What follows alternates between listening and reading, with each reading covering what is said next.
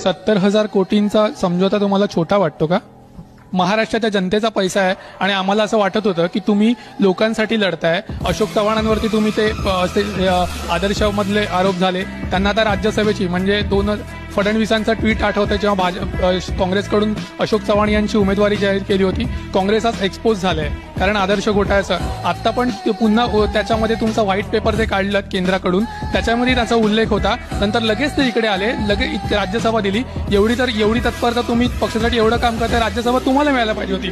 पण राज्यसभा मिळते अशोक चव्हाणांना जे तिथे घोटाळा करून आले आहेत आणि त्याचे आरोप तुम्हीच केले आहेत. हे किती म्हणजे काय विसंगती आहे आणि कोणाच्या लोकांच्या डोळ्यात तर अक्षरशः धूळफेक चालू आहे. म्हणजे हेच छगन भुजबळांचे अनेक बाकी शिवसेनेच्या पण अनेक नेत्यांवर तुम्हीच आरोप केले होते.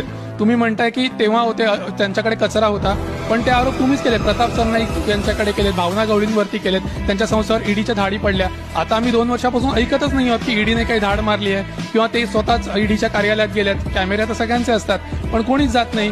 मग हर्षवर्धन पाटलांचं ते स्टेटमेंट आठवतं जे ते जेव्हा म्हणाले होते की तिथे गेल्यानंतर छान झोप लागते, तर बहुधा तुमच्यामुळे त्यांना छान झोप प्राप्त झाली असावी. बरोबर. अरे बाप रे, ये तो धोती खोल रहा है.